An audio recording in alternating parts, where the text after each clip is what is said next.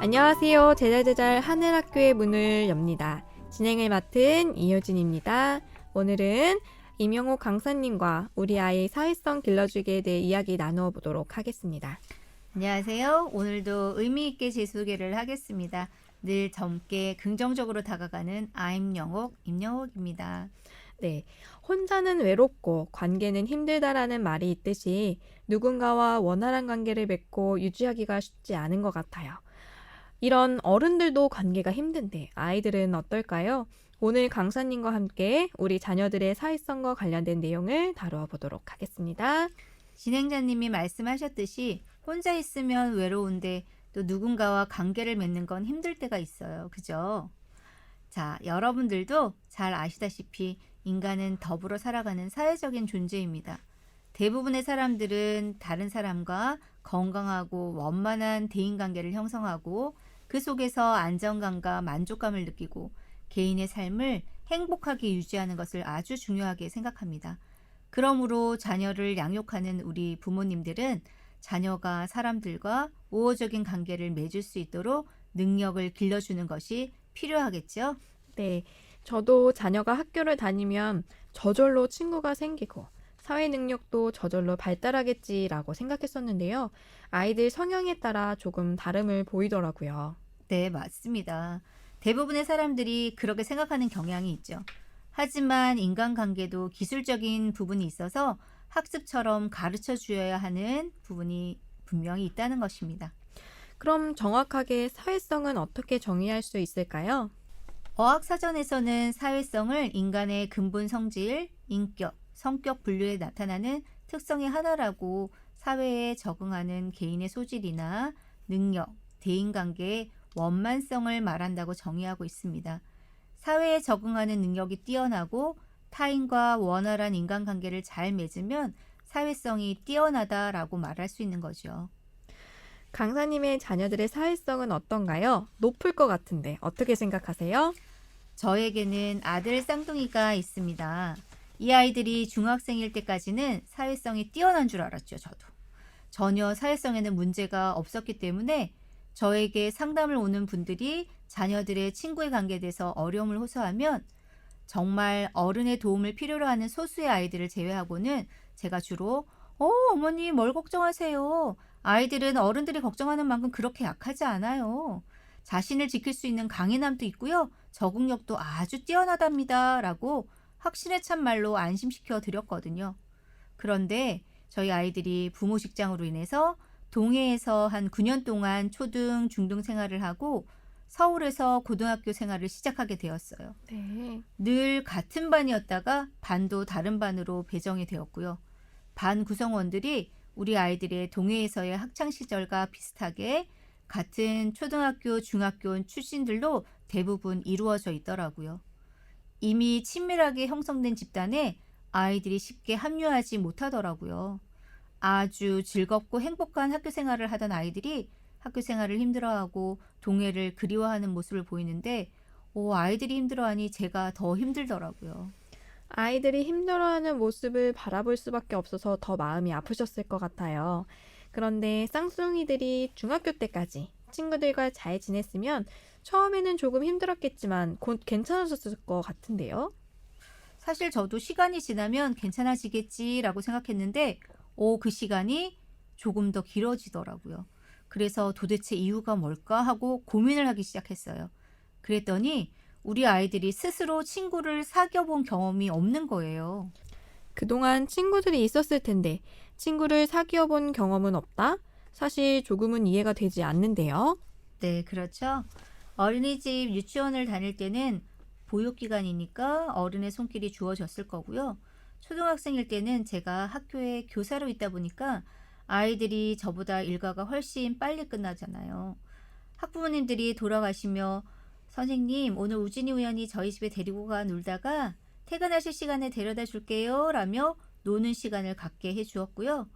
일요일 같은 때는 또 제가 그 친구들을 우리 집에 초대해 놀게 했으니 학생 수도 많지 않아 모든 반 친구들이 다 친구로 지낼 수 있었습니다.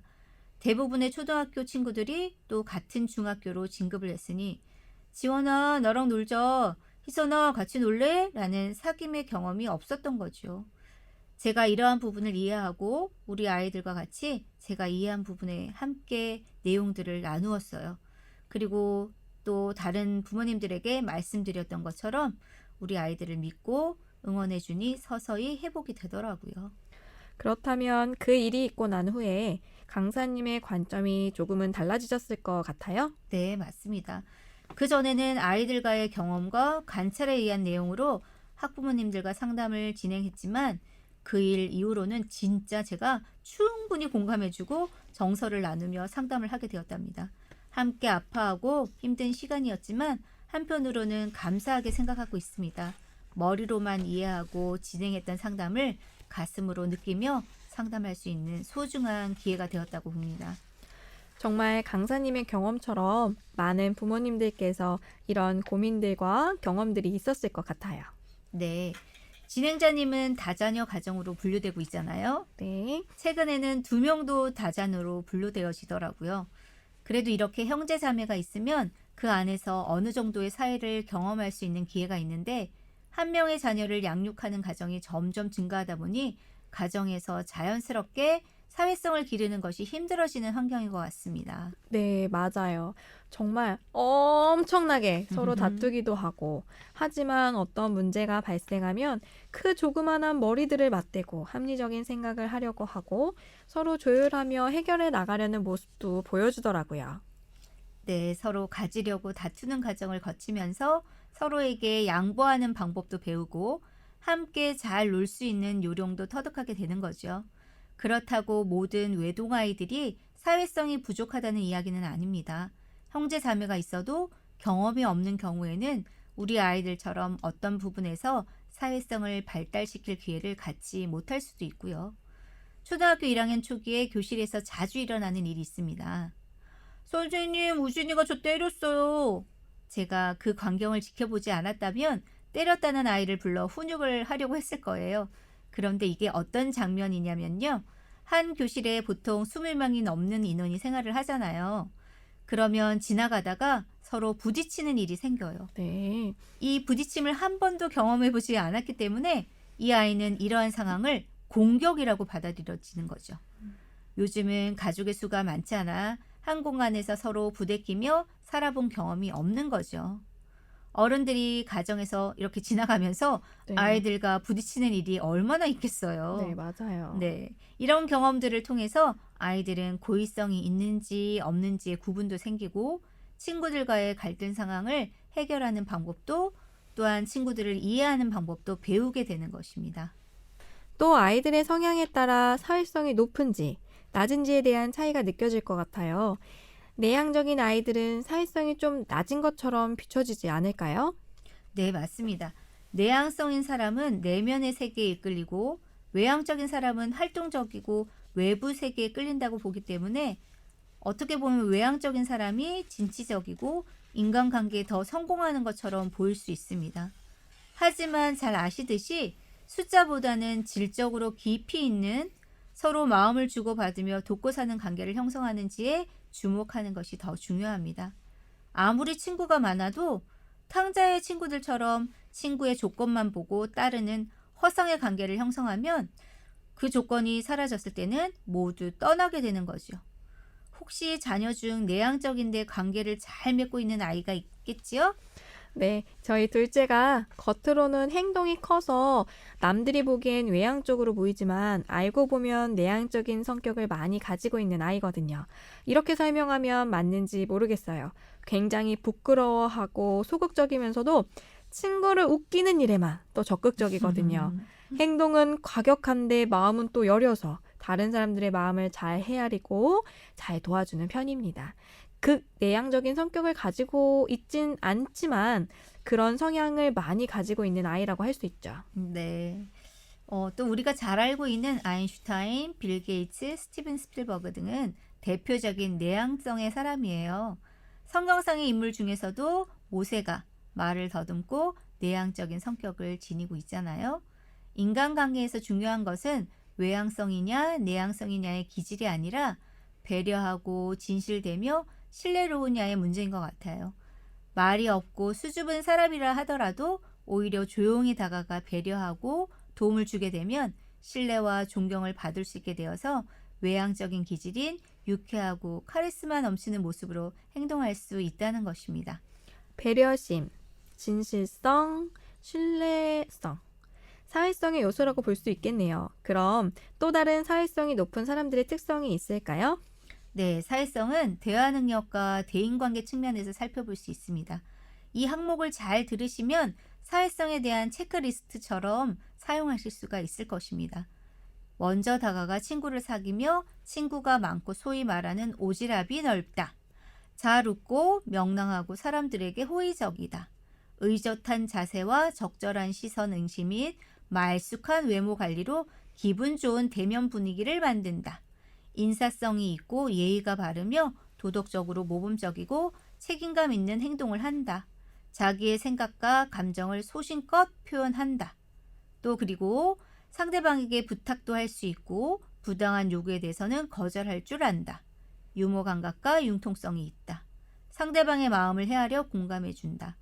어려운 친구들에게 다가가 관심과 도움의 손길을 제공한다. 발표력과 설득력이 있다.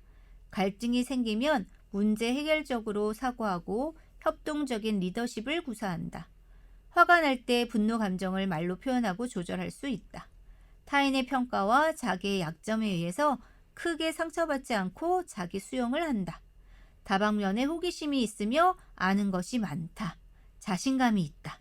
자존감이 높으며 긍정적인 자아상을 가지고 있다입니다. 내 자녀의 사회성을 살펴보기 전에 우리가 또 이 리스트를 통해서 나는 어떤지, 우리의 부모님의 사회성은 어느 정도인지 점검하는 시간을 갖는 것도 필요한 것 같습니다. 네, 사회성이 높은 아이의 특징을 보니 사회성은 사람들과 친근한 관계를 맺는 능력 이상의 품성을 요구하네요. 그리고 자존감이 높은 아이가 지니는 특성과도 비슷한 부분이 많은 것 같고요. 네, 맞습니다. 자존감이 있는 아이로 양육하는 것이 사회성을 높이는 길이라고도 볼 수 있으니까요. 사회성이 높은 아이들의 특성이 길다 보니까 이혼 가족들을 위해서 제가 2013년도에 10명 이외의 몇몇 학자가 조사한 아이들이 좋아하는 또래 친구의 특성과 또 싫어하는 또래 친구의 특성에 대한 연구 결과에 대해 말씀드리겠습니다. 이 특성들을 참고하시면 자녀들이 또래 사회에서 원활한 관계를 형성하고 유지하는 데 도움이 될 것 같습니다. 네, 어른들이 보는 시각과 비슷하게 분류가 되는지, 우리 아이들은 어느 쪽에 속하는지 저도 궁금하네요.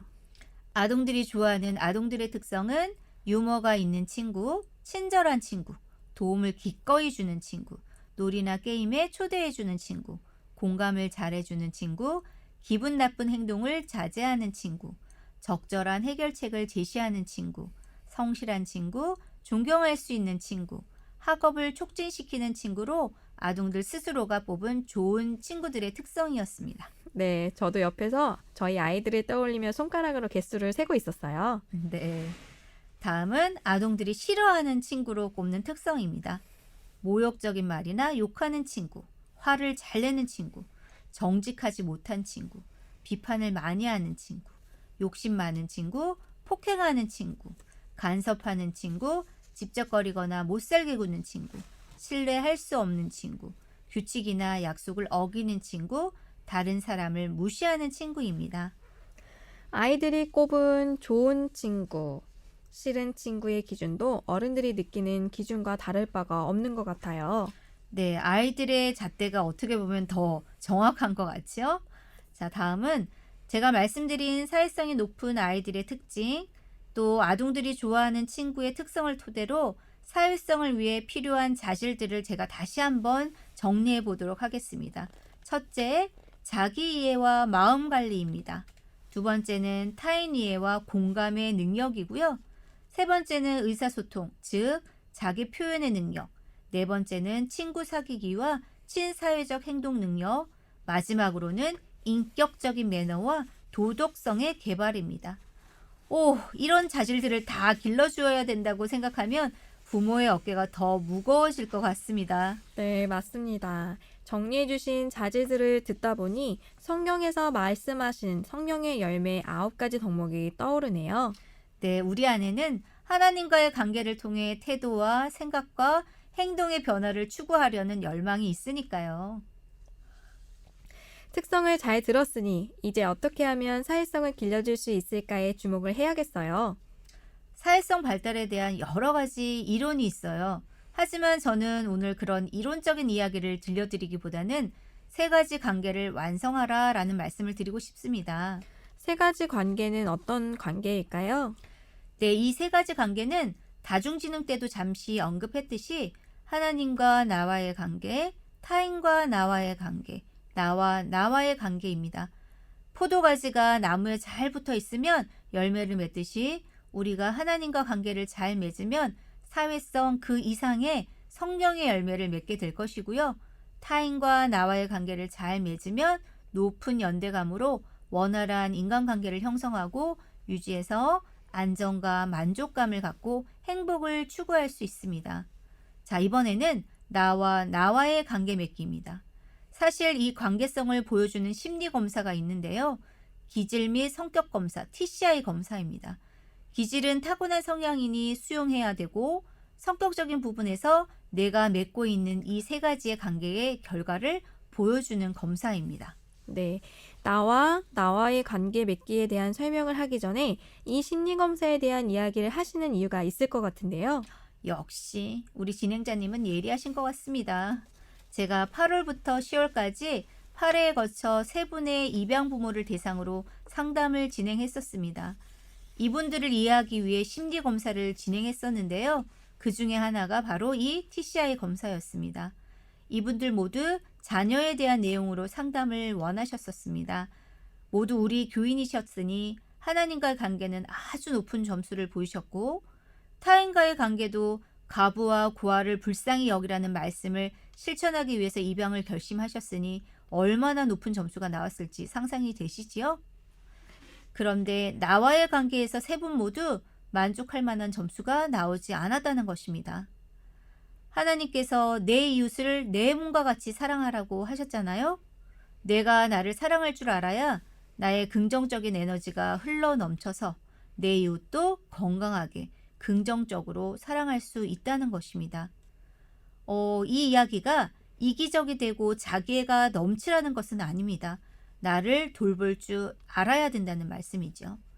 우리 자녀들의 사회성을 길러주기 위해 무언가를 하는 것도 중요하지만 부모의 심신이 건강해야지만 건강한 에너지로 아이들에게 따뜻한 정감을 나누는 안정적인 애착관계도 형성할 수 있다는 것입니다.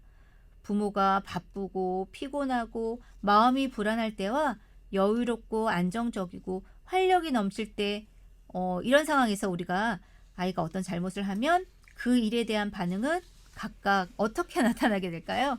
맞아요. 저도 정말 매일 고민하고 생각하고 있던 부분입니다. 제가 바쁘고 힘들고 지쳐 있으면 저도 모르는 사이에 아이들에게 짜증 섞인 말투를 사용하고 있더라고요. 매번 화내고 후회하고 다시는 아이들에게 그러지 말아야지 하고 후회한답니다. 반면에 마음도 시간도 여유로울 땐 아이들을 대하는 제 말투도 달라집니다. 강사님이 말씀하신 것처럼 내가 나를 먼저 사랑하고 나를 잘 알고 있어야 아이들에게 좋은 영향이 간다는 것을 매일 경험하고 있습니다. 그런데도 어른이고 엄마인 제가 제 마음을 컨트롤하는 게 정말 쉽지가 않네요. 아이들에게는 화내면 안 돼, 짜증내면 안 돼, 양보해, 기다려 라고 하면서 정작 저는 제 기분대로 아이들을 대했던 것 같아요. 많이 반성하고 있습니다. 네, 반성문을 제가 건네왔습니다. 나에게 나만의 시간을 주고 내가 원하는 것이 무엇인지 나의 감정의 소리에 귀를 기울여야 합니다. 하나님과의 관계를 위해 교회에 가고 성경을 읽고 기도를 하듯이 타인과의 관계를 위해 배려하고 봉사하고 시간을 내주듯이 나에게도 나를 위한 시간을 내어주라는 이야기입니다. 그러면 자연스럽게 자녀들과 소중한 시간을 보내고 자녀의 마음속에 아름다운 추억이 깃든 동산을 만들어줄 수 있습니다. 그래서 자녀가 자신을 사랑하고 세상을 신뢰하고 또 긍정적인 관점을 가져서 혹 어려운 장애물을 만나는 경험을 한다고 하더라도 이에 좌절하지 않고 또 다시 뚜벅뚜벅 걸어갈 수 있는 힘을 낼 수 있습니다. 이웃 가족 모두 하나님과 이웃과 자신의 건강한 관계를 잘 맺으시길 기도드립니다. 네, 감사합니다. 감사합니다.